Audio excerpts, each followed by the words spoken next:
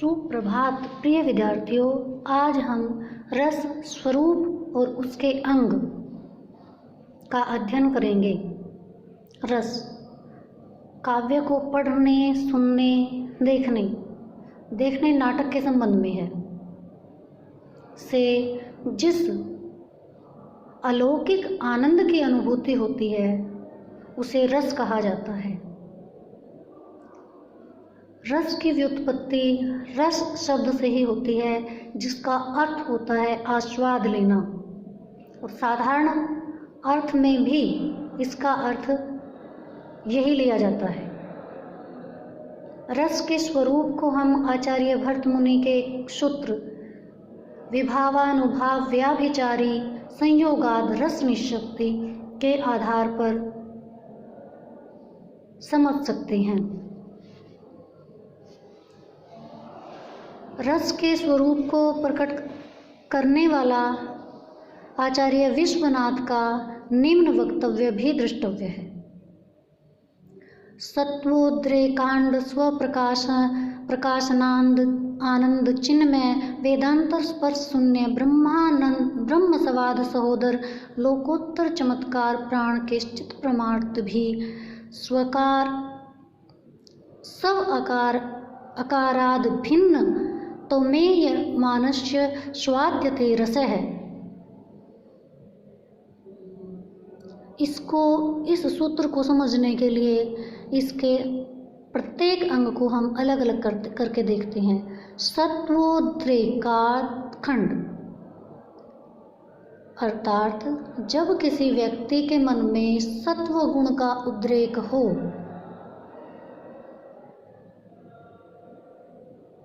वो ऐसी स्थिति में पहुंच गया हो जहां उसके अच्छे गुण उसके हृदय में प्रवेश पा गए हों।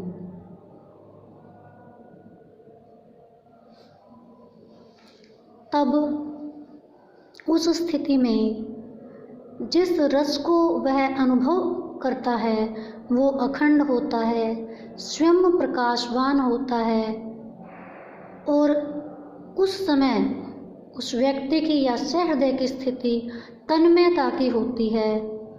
वो वेदांतर स्पर्श शून्य इस संसार की सभी विद्याओं के स्पर्श से रहित हो जाता है, अर्थात संसार के जो स्थितियां हैं उसका ज्ञान उसको नहीं रहता है, और वो ब्रह्म स्वाद सहोदर परमात्मा के आनंद के समान ही आनंद की अनुभूति उसको होती है।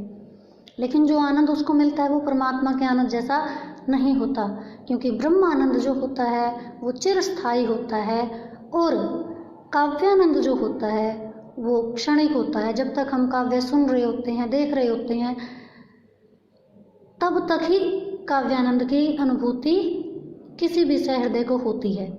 लेकिन अगर ब्रह्म सवाद का जिक्र करें तो ब्रह्म आनंद जो होता है वो चिरस्थायी होता है। एक बार कोई मोक्ष का अधिकारी बन जाए तो वो अनंत आनंद में लीन हो जाता है।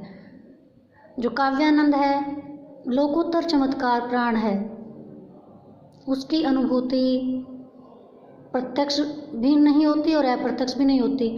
वो प्रत्यक्ष अनुभूति का विषय भी है और अप्रत्यक्ष का भी है। इंद्रियों के द्वारा काव्यानंद की अनुभूति होती है, लेकिन जो काव्यानंद है वो परमात्मा के आनंद तक भी हमें पहुंचा देता है।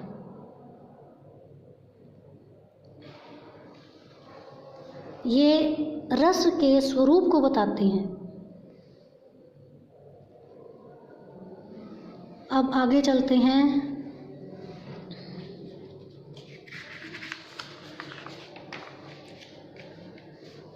संक्षेप में कुछ बिंदुओं के तहत हम रस के स्वरूप का वर्णन कर सकते हैं।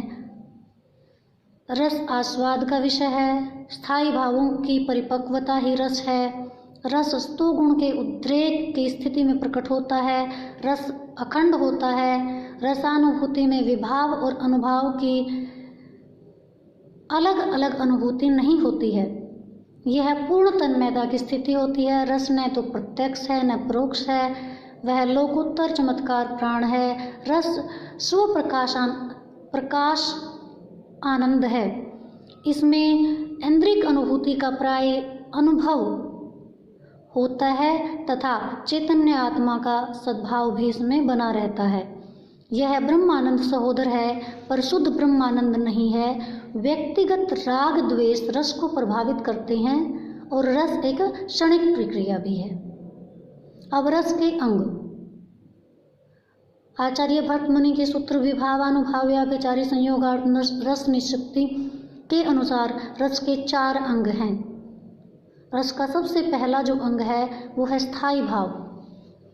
स्थायी भाव ये वे भाव होते हैं जो हृदय में मूल रूप से विद्यमान होते हैं, और ये स्थायी भाव ही हैं जो परिपक्व होकर रस में बदल जाते हैं। आधुनिक काल में पहले जो आचार्य थे, आचार्य भट्ट मुनि ने रसों की संख्या 8 मानी थी। उसके बाद के जो आचार्य हैं रसों की संख्या 9 मानते हैं, और 9 रस ही हमारे काव्य शास्त्र में प्रसिद्ध हैं। कुछ आधुनिक विद्वान हैं जो वो भक्ति और वत्सल 2 रसों का भी वर्णन करते हैं। सूरदास के काव्य में वत्सल्य रस और तुलसीदास के रामचरितमानस में भक्ति रस की प्रधानता मिलती है। अब ये जो नीचे सूची दिखाई गई है, इसमें एक तरफ स्थायी भाव हैं और एक तरफ उनसे उत्पन्न होने वाला रस है।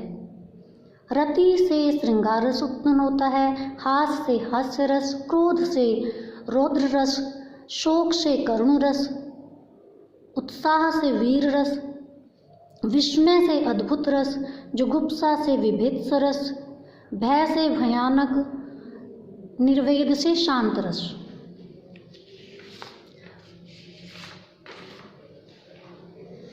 अब रस का जो दूसरा अंग है वो है विभाव।